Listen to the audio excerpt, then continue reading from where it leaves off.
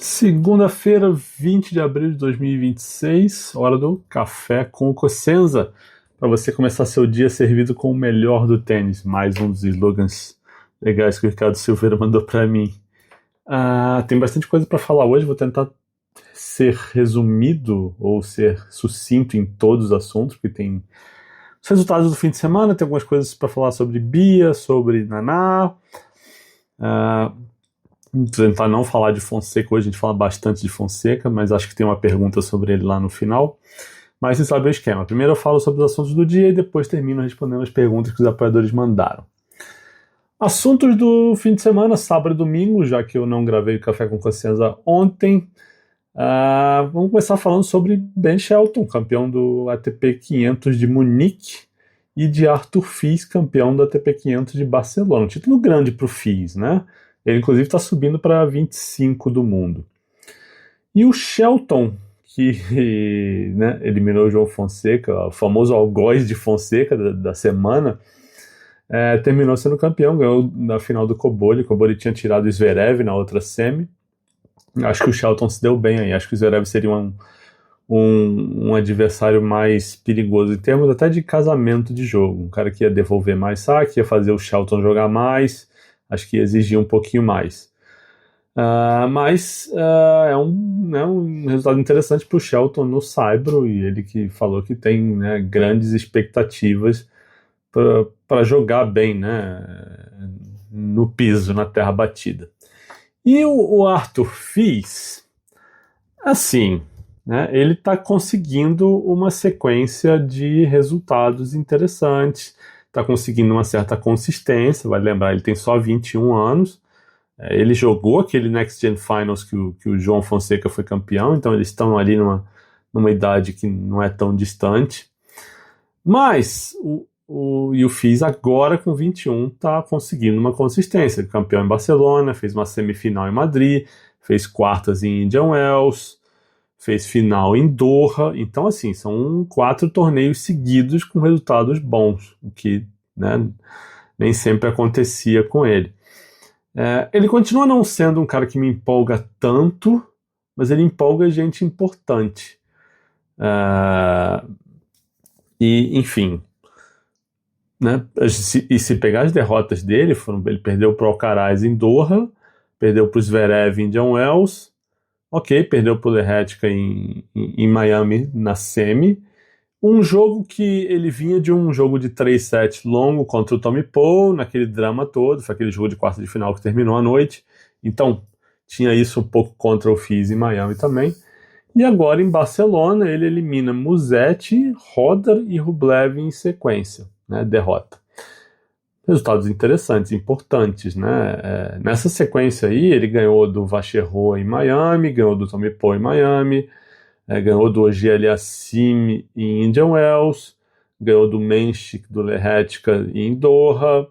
Então, assim, né, tem sido um início de temporada, considerando que o início de temporada dele, a temporada dele começou mais tarde, porque ele não jogou Australian Open, né? Ele começa a jogar em Montpellier. Tá numa sequência boa, importante, e acho que é hora de, pelo menos eu, começar a olhar com um pouquinho mais de carinho e atenção para ele. Ele nunca me empolgou muito, acho que a cabeça oscilava, o tênis eu não achava espetacular, continuo não achando espetacular, mas tá tendo resultado, tá jogando melhor, evidentemente. Que mais?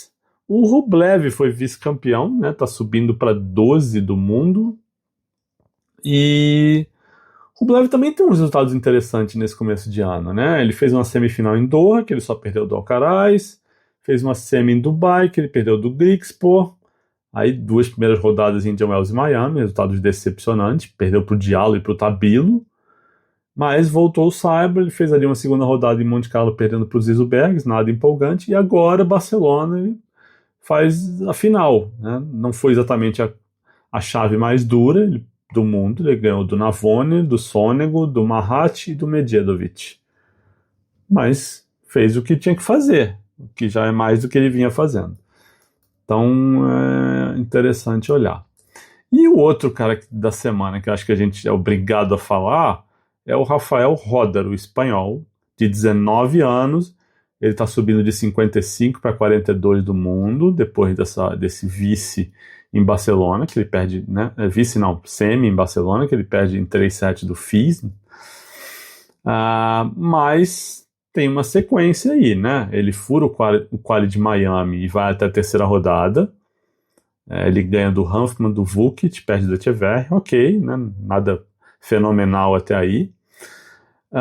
Mas ele foi campeão em Marrakech, primeiro torneio que ele jogou no Saibro no ano, e agora uma semi em Barcelona.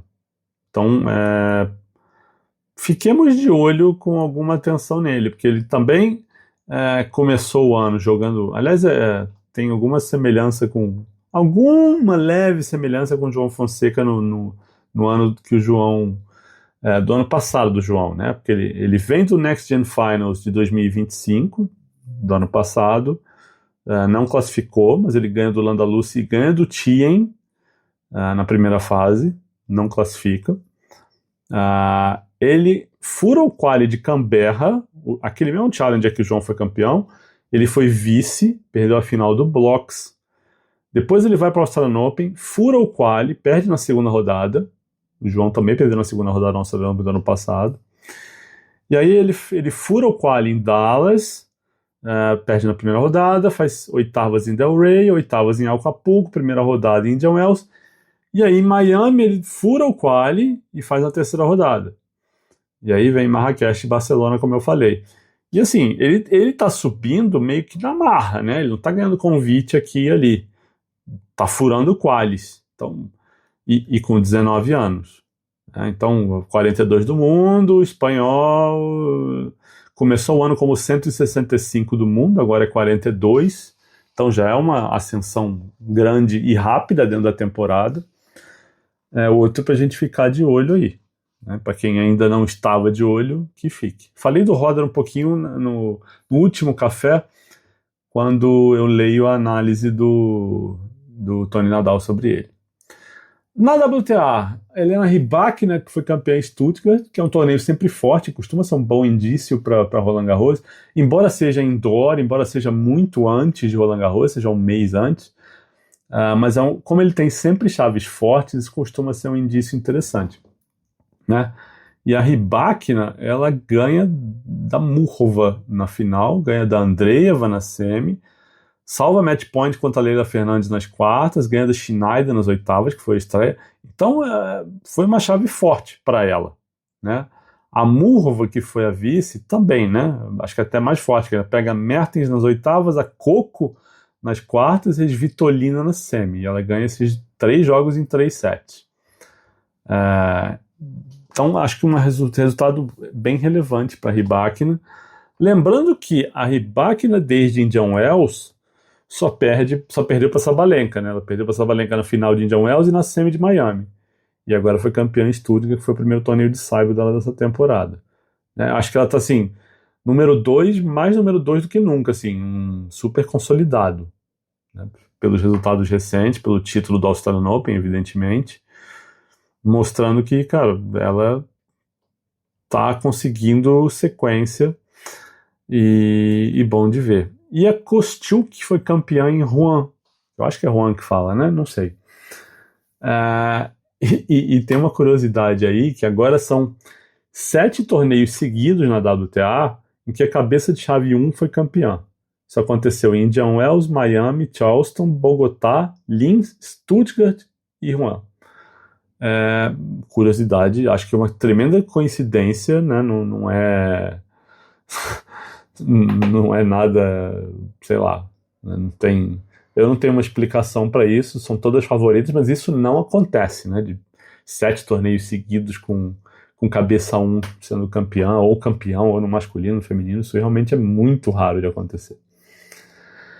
Falando em WTA 125, a campeã de Oeiras foi a brilhante polonesa Maja Chwalinska, a mesma que eliminou a Bia nas oitavas. Falando em Bia, já saiu a chave de Madrid, chave feminina, né? Ela está na chave, vai estrear contra a Jéssica Bouzas Maneiro. Se vencer, pega a Diana Schneider e na terceira rodada, talvez, possivelmente, Belinda Bencic. Pensando em Schneider e Bencic, talvez não seja a chave mais fácil do mundo. Mas a estreia contra Bolsas Maneiro não é o pior cenário possível, estando a Bia onde está no ranking. Né? A Bolsas Maneiro tem 3 vitórias e 9 derrotas nos últimos 12 jogos, ou seja, não está numa fase boa. O problema é que dessas 3 vitórias, uma é contra a Bia em Indian Wells. E o head-to-head delas é 2-0 para a espanhola. Outra vitória foi na Billie Jean King Cup. Eu vejo que a Bia, né, jogando bem, tem chance aí. A questão é a Bia jogar bem. Acho que é uma questão maior do que o matchup, né, como o jogo dela encaixa com o jogo da Bolsas Maneiro.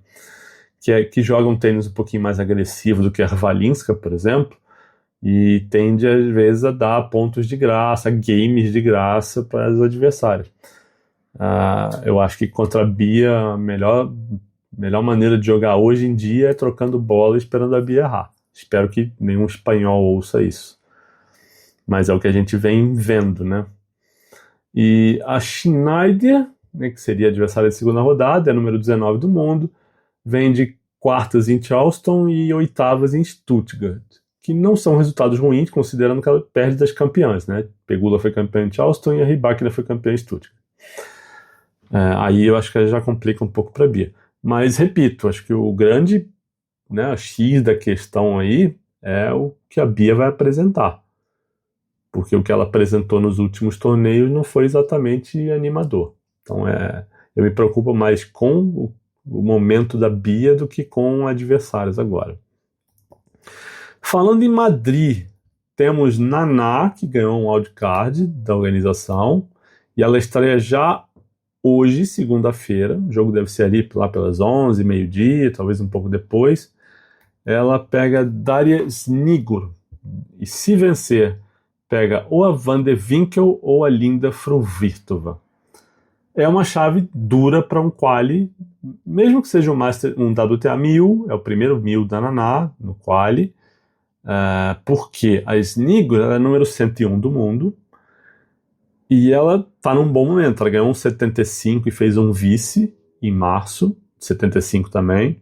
Ela ganhou um 125 em fevereiro, todos em quadra dura, tá? Mas assim, é uma temporada ótima. Ela começou o ano com 149, já é 101. O detalhe é que ela não joga no saibro desde Roland Garros. Não sei quanto tempo ela está treinando em Madrid, mas é uma adversária forte e que está num bom momento, que é ruim para a Naná. A mesma coisa que se ela vencer, se a Naná vencer e pegar a Van de Winkel na segunda rodada. A Van de Winkel é top 100, é número 98. Eu tô falando isso com o ranking de domingo, tá? A Van de Winkel estava em Bogotá, já jogou no saibro esse ano, ainda que Bogotá tenha altitude, não seja um torneio de saibro típico. Mas antes ela fez 4 finais seguidas. Ela foi vice num 75 e ganhou 3 títulos. 2 75 e um 100. Tudo em quadra dura. Ela chegou a ter 19 vitórias seguidas nessa sequência. Então é outra que está num momento bom.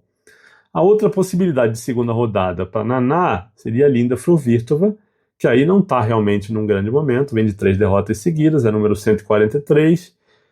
2 dessas 3 derrotas foram no saibro. E antes disso, só jogou Roland Garros mesmo no ano passado. Tá? E a Naná, como eu publiquei, mandei no Apoia-se também, acabou de... Quer dizer, já estava alinhado isso desde... Né, eu soube disso em Miami, mas não podia publicar. Publiquei, né, na noite de domingo que ela assinou contrato com o Itaú e já joga Madrid com a marca do Itaú no uniforme. Então, por que eu estou destacando um patrocínio da Naná? Né? E normalmente eu não fico comentando patrocínio, quem assina com quem aqui e tal.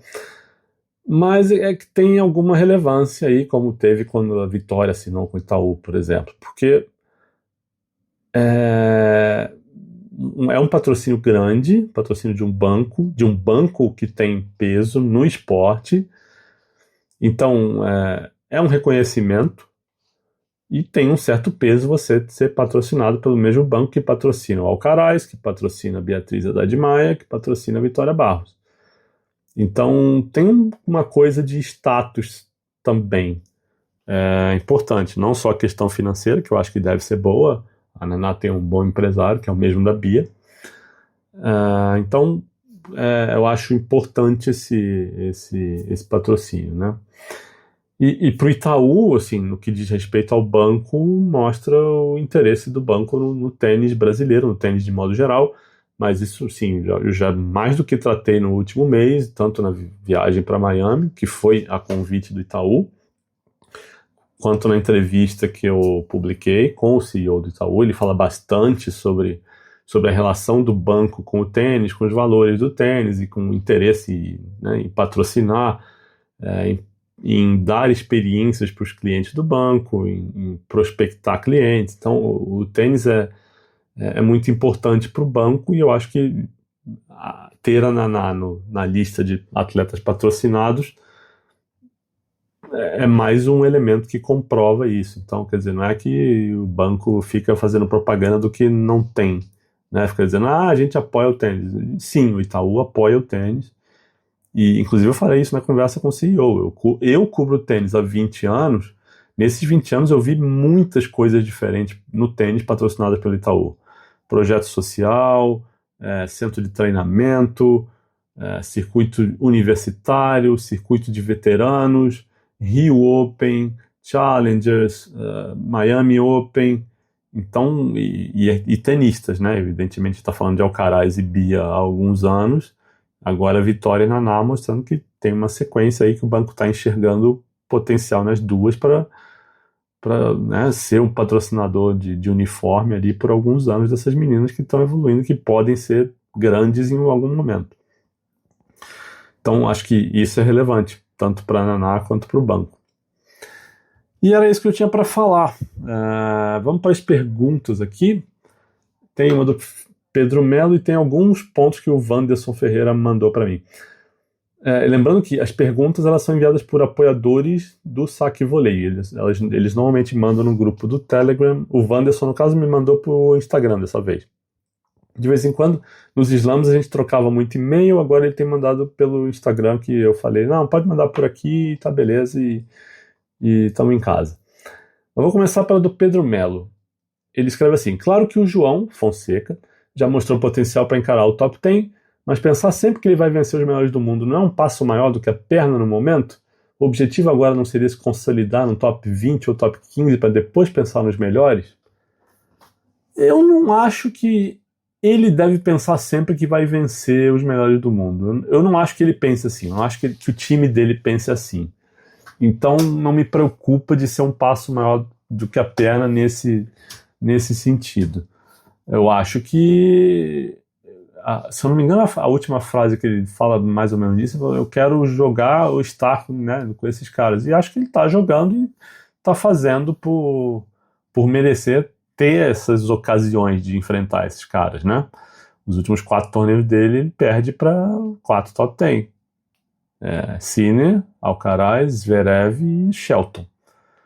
Então, eu tô muito ok com essa frase do João, para dizer a verdade, né? Não acho que ele tenha essa obsessão ou essa meta de vencer os melhores do mundo agora. Mas eu gosto do ritmo que tá acontecendo essa ascensão do João. Outro dia eu vi um tweet do João Vitor Araripe, Breakpoint BR, que ele diz que torce muito pelo João, quer que ele ganhe sempre, mas que tá achando muito bom, muito saudável que essa ascensão dele esteja acontecendo não de uma maneira estratosférica, assim, não de uma maneira explosiva tão rápida. Ele até cita o exemplo da Raducanu, que ganhou um slam quando ninguém sabia quem ela era e agora vive a sombra desse resultado. Acho que eu penso parecido com o Araripe, sabe? Eu gosto que esteja sendo assim, porque na minha cabeça, quando o João chegar, ele vai chegar pronto para ficar. E quando chegar, não é chegar no circuito, porque ele tá lá, né, 30 do mundo. Mas quando ele chegar no top 10, quando ele chegar perto para brigar ali, e eu acho que ele vai ser top 10 cedo ou tarde, Mas eu acho que a hora que ele chegar ali, ele vai chegar pronto para brigar, para estar consolidado ali no grupo, sabe? E a outra pergunta que o Pedro Melo manda é assim: o objetivo de agora não seria se consolidar no top 20 ou top 15 para depois pensar nos melhores?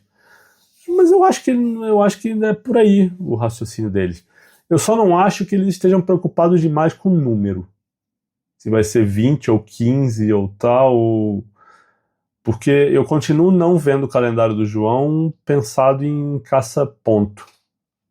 Caça-níquel, no caso, né? Não vejo eles preocupados, vamos jogar um 250 aqui ou um 500 ali, porque a chave vai estar mais fraca, vai ser mais fácil somar ponto. Não acho que a escolha de calendário esteja sendo feita dessa maneira. Então acho bom, né? Não acho que ele está preocupado se ele vai ser 25, 20 ou 15. Acho que o interesse era estar entre os 32 para ser cabeça de chave nos slams e nos 1000. Eu acho que eles tinham essa preocupação de ranking, como o João tinha no fim do ano passado, queria ser cabeça de chave na Austrália, acabou caindo um pouco no ranking, e agora acho que ele vai ser cabeça de chave em Roland Garros também. Acho que aí sim é um objetivo interessante, mas não acho que eles estejam pensando agora em ser 10, 15 ou 20 que seja, sabe? Acho que a preocupação é mais jogar bem e colocar o João numa posição que ele seja competitivo e eventualmente comece a derrubar esses caras, né, cedo ou tarde. E o Wanderson Ferreira escreve algumas coisas, 2 perguntas e uma observação. A primeira pergunta é assim: o título da Arvalinska em Oeiras, com uma campanha forte, ela só perdeu 7 games das quartas em diante, atenua uma decepção com a derrota da Bia? Para mim não, Wanderson, porque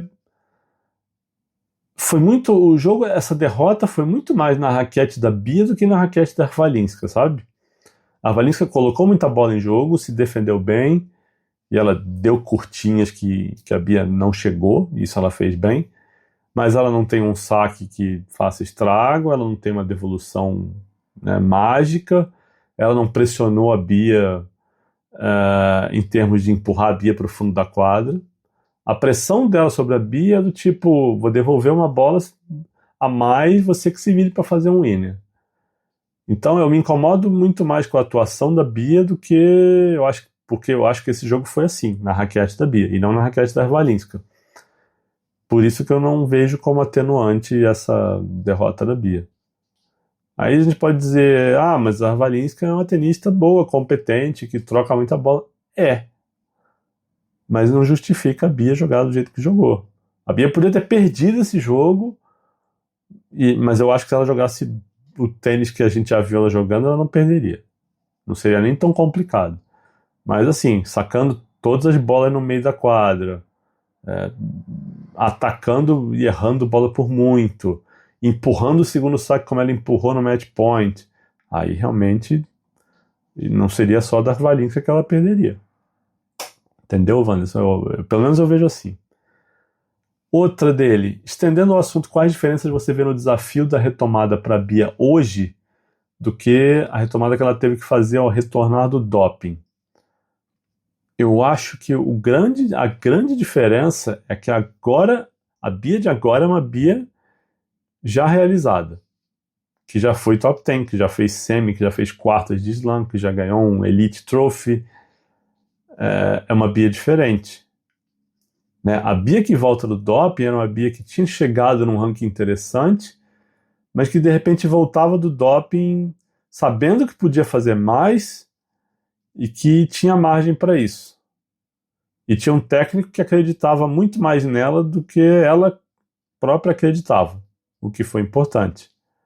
Né? Eu não sei quantos de vocês lembram a entrevista que o Pacciaroni deu para mim, nem lembro se isso está lá ou está em outra entrevista, mas a primeira conversa dele com a Bia era: qual é o seu objetivo? A Bia falou que quer ser top 100. E ele falou que você pode ser muito mais que isso. Top 100 era um objetivo muito modesto para a Bia, né, e o tempo mostrou que o Pacciaroni estava certo nisso, em ser mais ambicioso que ela. Mas muito legal que ele tenha feito a Bia, né, tenha ajudado a Bia a entender isso. Então, eu acho que a Bia que volta do doping, que começa esse trabalho com o Pacciaroni depois da pandemia, era uma Bia que tinha mais fome porque não tinha feito nada. Talvez a Bia de hoje não tenha... E é meio injusto eu falar assim que a Bia de hoje não tem fome, porque a gente está vendo o esforço que ela está fazendo. Ela foi para a Europa, trocou de técnico, óbvio que tem um interesse ali. Mas, como eu falei no café outro dia, eu acho que até a Bia talvez esteja descobrindo agora, ou vai descobrir daqui a 1, 2, 3 meses, o quanto o tamanho dessa fome. O quanto ela realmente quer voltar a disputar título, brigar por título de slam, a estar ali perto do top 10, a voltar a ganhar jogo. Eu acho que daqui a 1, 2 meses, talvez ela mesma tenha uma resposta diferente do que ela acredita hoje. Então eu acho que a principal diferença é essa. A Bia de hoje já fez, a Bia do doping não tinha feito. Então, e isso, para mim, pesa muito. E essa é a minha opinião, tá? Pode ser que amanhã eu converse com a Bia, ou qualquer pessoa entreviste a Bia, e ela fale, não, eu tô com mais fome do que antes do doping, por isso, por isso, por isso. E beleza. Mas a impressão que eu tenho hoje é essa. E a última coisa que o Wanderson escreve, ele diz assim, para se divertir. Rybakina, enfim, dirigiu o Porsche na premiação de Stuttgart, porque ela não tinha carteira em 2024. Uma cena até fofa da nossa carismática culposa. Eu não vi a cena, Wanderson, não vi a final. Mas legal. Né?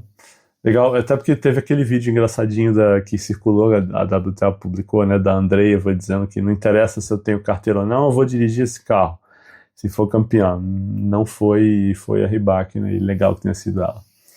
Né, eu tenho um carinho especial por tenistas que não têm carisma, né, natural, porque não acho que ela seja mal-humorada ou nada, mas é que ela tem uma maneira de comemorar as coisas que, né, não é exatamente efusiva.